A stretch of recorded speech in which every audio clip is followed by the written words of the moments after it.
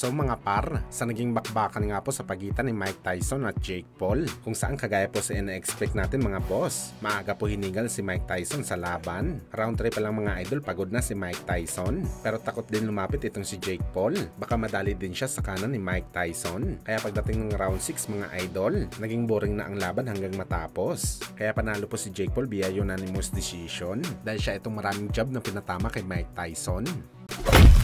Samantala sa naging undercard naman po mga idol, sa bakbakan ni Amanda Serrano kalaban si Katie Taylor. At kagaya sa ina-expect natin mga idol, bugbugan talaga nangyari sa bakbakan. Bagamat sa huli mga idol na naig pa rin si Katie Taylor, panalo ito via unanimous decision sa score na 95-94 sa tatlong judges. Akala natin mga idol panalo si Serrano sa laban dahil malalakas ang patama nito sa bakbakan at nabawasan pa si Katie Taylor ng puntos dahil sa headbutt nito na siya naman ang nagbutas sa kilay ni Amanda Serrano. Pero gayon pa man mga idol, masaya tayo dahil nasaksihan po natin muli ang isang historic fight sa women's boxing.